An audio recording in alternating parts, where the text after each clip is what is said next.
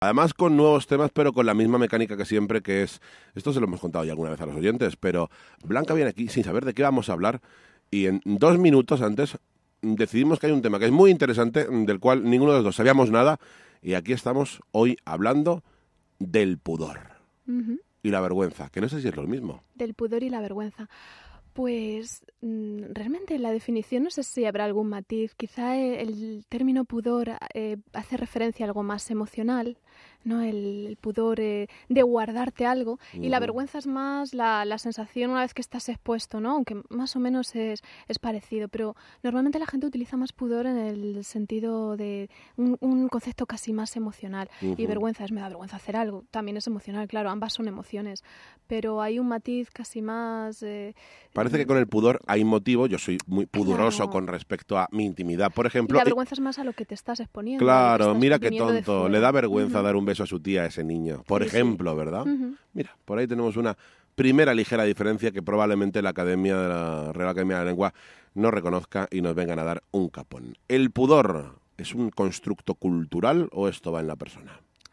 Es cultural, pero también hay mucho de la persona en el sentido de...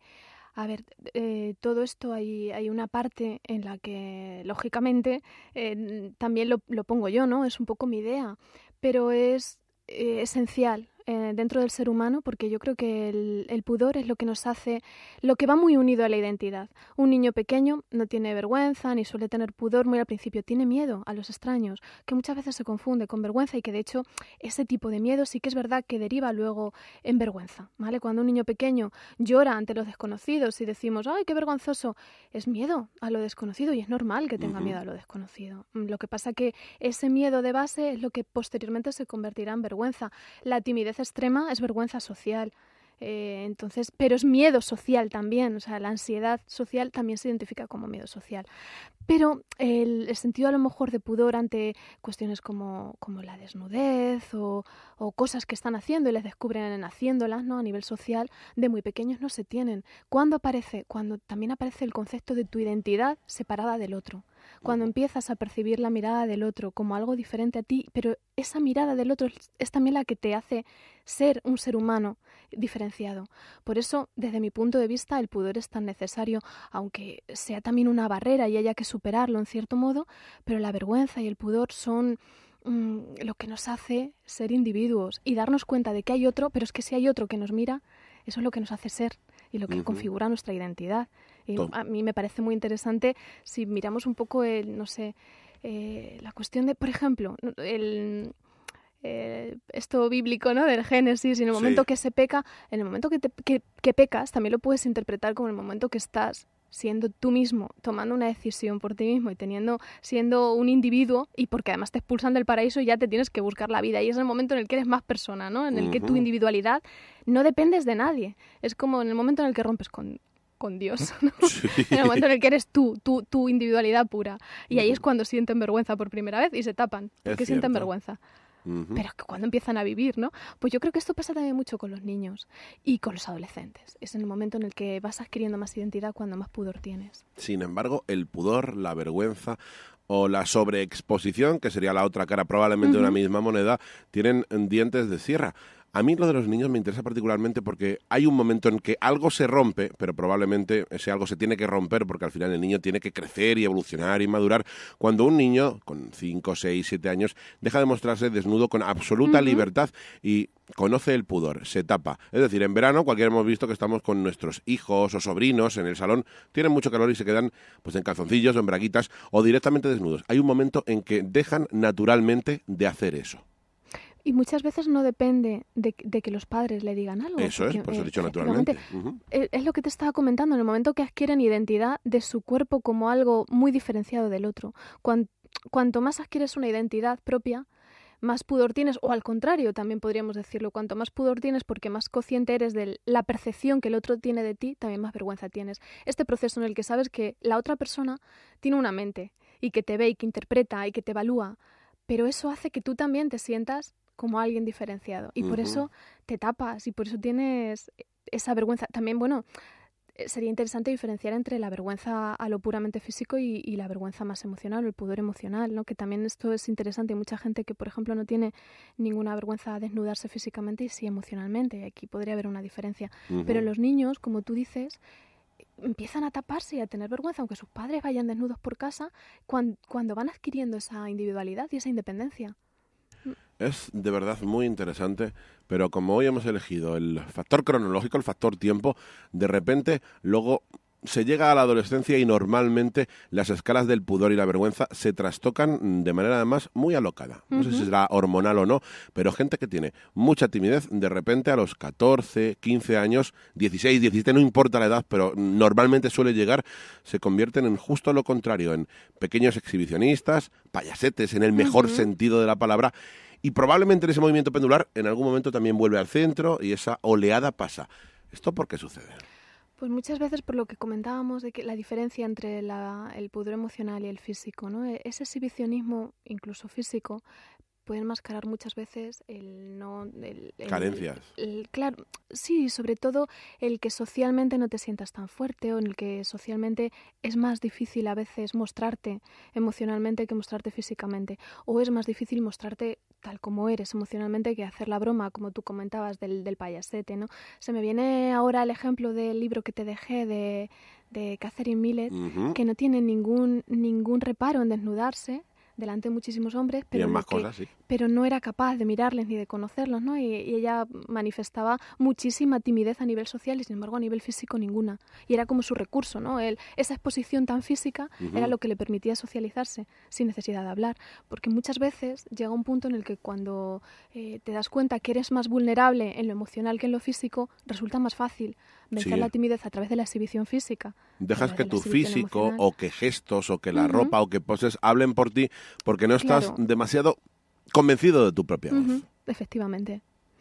Y luego llega un punto en el que, bueno, pues más o menos también dependiendo del carácter de cada uno, no se da ese extremo tan pendular como comentabas. Y luego la gente mayor, lo que a mí me suele exponer es que se te pasa todo tipo de vergüenza, incluso la física, la emocional, y ya es como, bueno, ya me da igual lo que piensen los otros. Y yo es que, como te comentaba, yo esto lo vinculo mucho a la identidad, a cómo se va conformando nuestra personalidad y a la identidad que se forja en base a cómo el otro nos ve, ¿no? Y a la imagen del otro y a la percepción de la persona del otro. Si no fuésemos sociales, si no tuviésemos la mirada de otra persona, no habría ningún tipo de pudor ni de vergüenza, ni de lo físico ni de lo emocional. Pero lógicamente es en saber que somos individuos diferenciados de la persona que nos mira, pero eso es lo que nos hace ser personas. Y claro, cuando llegamos a la adulta, que ya nuestra personalidad está totalmente forjada, es como que el otro ya te importa menos. Sí. Ya no lo necesito para ser, ni para que me juzguen, ni para que me valoren, ni para crecer, ni para... Lo necesito como compañía, pero no me va a condicionar, ya no me va a malear, ya no me va a moldear. Claro, entonces ya deja de haber vergüenza. ¿Ese sería el estado ideal? El de, lo siento, pero tengo plena conciencia de mi cuerpo, aunque el cuerpo decide cambiar y muchas veces, a pesar de uno, va por su propia cuenta. Y ya poco me interesa, de modo que estoy totalmente asentado y no tengo nada que esconder, nada que tapar. Ese es el estado ideal, porque a mí me parece que lo otro, la mezcla de pudor, exhibicionismo, candor, morbo, porque al final es una consecuencia derivada de todo lo anterior, pues tiene su encanto. Tiene su encanto, sí, claro, tiene su encanto porque te hace... porque la mirada de los demás, cuando te importa, es violenta pero también placentera porque te hace ser.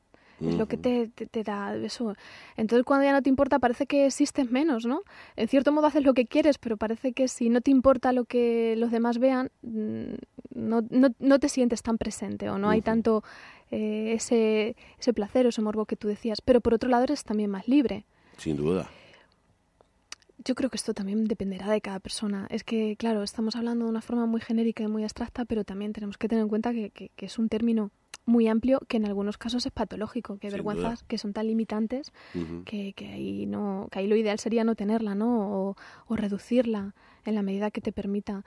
Está además claro que es un límite a tu libertad, pero es un límite que también te hace ser y sentirte. Te hace ver hasta dónde puedes llegar, incluso transgredirlo un poco en determinadas situaciones, por supuesto con una copita, ese límite se hace más laxo, pero tú lo decías, la timidez, a mí me parece que igual que la envidia es una condición, un trastorno, un problema, califiquémoslo como sea, como cada cualquiera, que sobre todo al final afecta al que lo siente.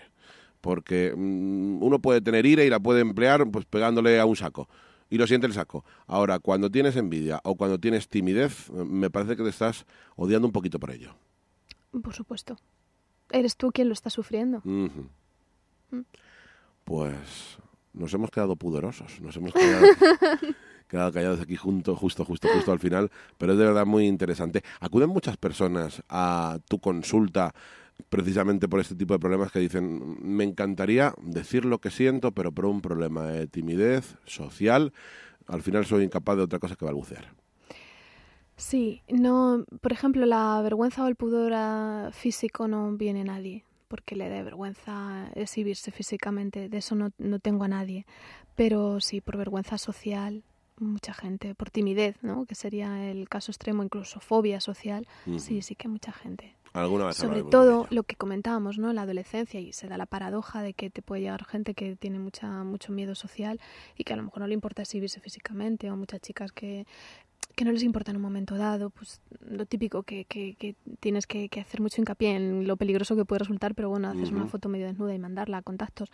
Eso no les da ningún reparo y sin embargo luego a lo mejor les cuesta muchísimo entablar una conversación o hablar en público, tenerse que exponer a cuestiones más sociales, sí. Desde luego es interesantísimo, se ramifica en 1000 direcciones y todas ellas las conoce y las exploraremos nuestra Blanca Torres. Ella no tiene pudor ninguno a la hora de enseñarnos y esto siempre viene muy bien. Blanca, como siempre, muchas gracias. Muchas gracias a ti, Mario.